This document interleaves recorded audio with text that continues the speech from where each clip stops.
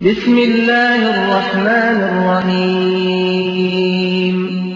يا أيها الذين آمنوا لا تأكلوا أموالكم بينكم بالباطل إلا أن تكون تجارة عن تراض منكم ولا تقتلوا أنفسكم إن الله كان بكم رحيما.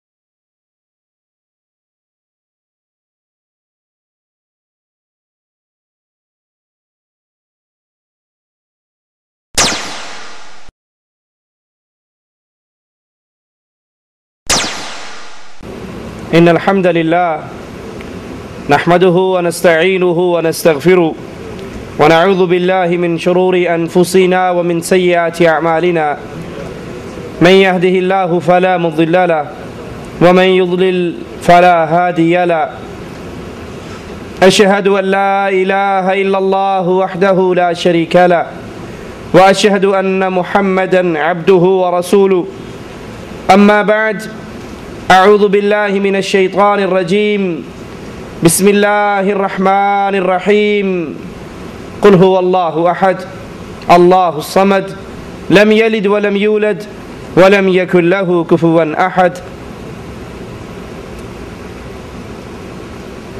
حلال جادو کے حوالے سے ہماری گفتگو جاری تھی کہ اللہ عز و جل نے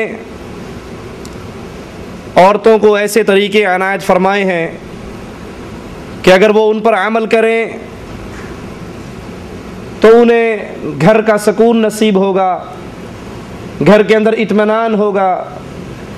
یہ لڑائی جھگڑے، یہ فتنہ فساد، یہ میاں بیوی کی اختلاف جس کی وجہ سے کبھی وہ اس تعویذ فروش کے پاس اور کبھی اس تعویذ فروش کے پاس حرام جادو کروانے کے لیے گھومتی ہیں، اس کا بہترین حل ان کے اپنے ہاتھ میں ہے. اگر وہ رسول اللہ صلی اللہ علیہ وسلم، آپ کی ازواج، ان کی سیرت کو اپنے سامنے رکھیں، اللہ کے پیارے حبیب علیہ الصلاۃ والسلام کی صحابیات کی سیرت کو سامنے رکھیں تو گھروں کے اندر امن، سکون، شانتی اس کا دور دورہ ہو سکتا ہے. جس کے اندر سے ایک بہت بڑا ہتھیار عورت کا اپنے خامن کے لیے بننا سنورنا، اس کے لیے تیار ہونا، اس کے لیے میک اپ کرنا، اس کے لیے زیب و زینت کو اختیار کرنا جس کی وجہ سے خامند اس کی طرف متوجہ ہو.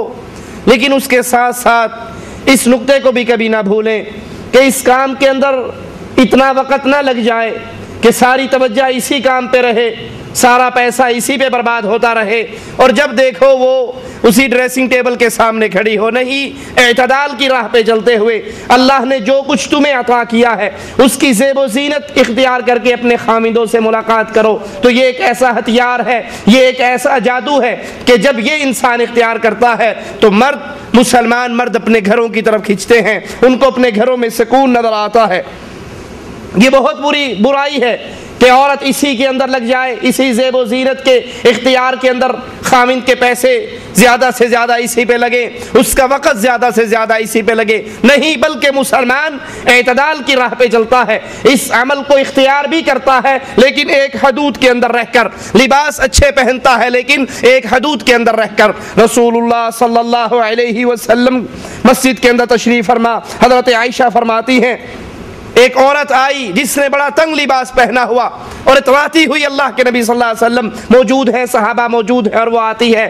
اللہ کے حبیب علیہ الصلاۃ والسلام اپنے صحابہ کو منع کرتے ہیں کہ اپنی عورتوں کو منع کرو وہ اتراتے ہوئے اس طرح مردوں کے سامنے نہ نکلے، اپنی زیب و زینت صرف اپنے خامندوں کو دکھائے. یہ زیب، یہ زینت، یہ خوبصورتی، یہ حسن، یہ ساری چیزیں تمہارے اس شوہر کے لیے ہے، اس خامند کے لیے ہے. جب تم یہ سب کچھ اس کے لیے کرو گی تو گھروں میں سکون ہوگا، گھروں میں اطمینان ہوگا۔ اسی لیے رسول اللہ صلی اللہ علیہ وسلم فرماتے ہیں کوئی عورت اگر خوشبو لگاتی ہے اور خوشبو لگا کے وہ غیر مردوں کی طرف نکلتی ہے، غیر مرد نامحرم مرد اس عورت کی خوشبو کو سونگھتے ہیں، ان کے ناک تک یہ خوشبو پہنچتی ہے، تو رسول کریم صلی اللہ علیہ وسلم کا ارشاد ہے فَهِيَ زَانِيَةٌ زَانِيَةٌ زَانِيَةٌ، یہ بدکار عورت ہے، یہ بدکار عورت ہے، یہ بدکار عورت ہے جو اپنے اس زیب و زینت کو، اپنے اس عمل کو جس کی وجہ سے اس نے اپنے خاوند کو اپنے قریب کرنا تھا، اس کی زندگی میں خوشی لانی تھی، اس زیب و زینت کو غیر مردوں کو دکھاتی ہے، تو یہ بدکار عورت ہے۔ اللہ کے لیے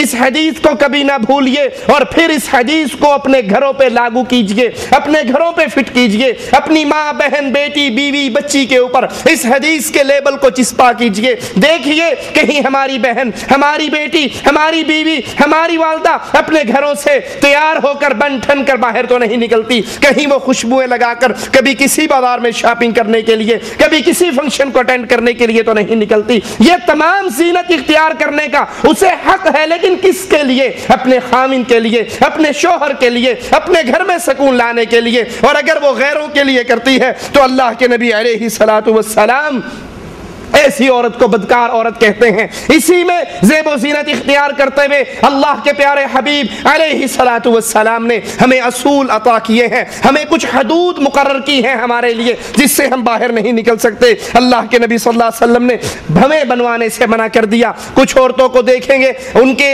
بال بالکل باریک ایک لائن کی طرح وہ باہر کے سائڈوں کے بالوں کو کھاڑ لیتی ہیں، اپنی بھویں بنواتی ہیں، پلکنگ کرواتی ہیں۔ رسول اللہ صلی اللہ علیہ وسلم نے اس عمل سے منع فرمایا۔ کسی کو آپ دیکھیں گے وہ اپنی خوبصورتی کے لیے دانتوں کے درمیان تھوڑا گیپ دلوانے کے لیے اس کے اندر آپریشن کرواتی ہیں اور اس کے مختلف ہیلے بہانے استعمال کرتی ہیں۔ اللہ کے پیارے حبیب علیہ الصلوۃ والسلام نے اس سے منع کیا۔ کچھ عورتیں اپنے بالوں میں مزید بالوں کو بڑا کرنے کے لیے، لمبا کرنے کے لیے، خوبصورتی کے لیے وگ استعمال کرتی ہیں، مزید بال اٹیچ کرتی ہیں وگ کے طور پہ۔ اللہ کے رسول صلی اللہ علیہ وسلم نے اس سے منع کیا۔ غیر مسلموں کی تہذیب اپنانے سے رسول اللہ صلی اللہ علیہ وسلم نے منع کیا۔ افسوس افسوس مسلمانوں کے گھر ڈش انٹینے کی لعنت کی وجہ سے، وی سی آر کی لعنت کی وجہ سے، انڈین انگلش پاکستانی فلموں، بدکاروں کی فلموں کی وجہ سے ہمارے گھر بربادی کا سامان بن چکے ہیں۔ مسلمان عورتیں ہیں لباس کفار کا پہنتی ہیں، مسلمان عورتیں ہیں تہذیب کفار کی اپناتی ہیں۔ رسول اللہ صلی اللہ علیہ وسلم نے اس سے منع فرمایا۔ اللہ کے پیارے حبیب علیہ السلام نے شہرت والے لباس کو پہننے سے منع فرمایا۔ ہاں زیب و زینت اختیار کیجئے، صفائی اور ستھرائی اختیار کیجئے۔ رسول اللہ صلی اللہ علیہ وسلم مسواک کے بارے میں فرماتے ہیں یہ منہ کی صفائی ہے اور اللہ کی پسندیدگی ہے، اللہ کی رضامندی ہے، اس کو اختیار کیجئے۔ وضو کیجئے، اس سے دنیا میں بھی حسن ملتا ہے اور آخرت میں بھی۔ رسول اللہ صلی اللہ علیہ وسلم نے فرمایا اس وضو کی وجہ سے لوگوں کے چہرے چمکتے ہوں گے، ہاتھ اور پاؤں چمکتے ہوں گے۔ اس وضو کی عمل کو اختیار کیجئے۔ رسول اللہ صلی اللہ علیہ وسلم نے ہمیں یہ طریقے دیے جس کے اندر دنیا بھی سنورتی ہے اور آخرت بھی سنورتی ہے۔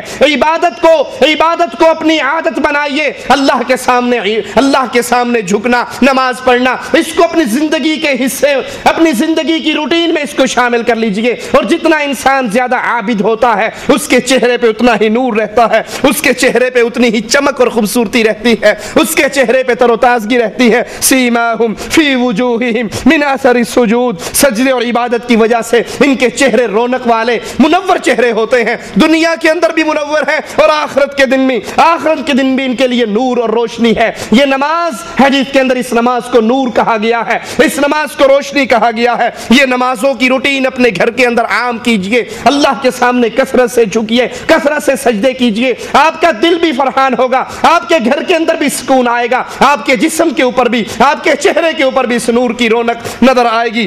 اسی طرح مسلمان عورت کو ایک اور طریقہ اپنے خامن کی محبت حاصل کرنا، اپنے خامن کو اپنا بنانا، غیروں کے پاس جا کر، مشرکین کے پاس جا کر ان سے تعویذ گنڈے لے کر اپنے ایمان کو برباد کرنے والی، اپنی عزت کے جنازے نکلانے والی، اپنے مال کو برباد کرنے والی اس حرام کاری کی طرف نہ جھکیے، بلکہ آئیے حلال جادو کی طرف، آئیے ان طریقوں کی طرف جو اللہ عز و جل نے آپ کے اندر ودیت کیے ہیں کہ بیوی اپنے خامند کو ملے، اس سے ہنسی مذاق کرے، اس کے ساتھ بولے، ہنسنے والی، مسکرانے والی، باتیں کرنے والی، کھلکھلانے والی، یہ مردوں کو پسند ہوتی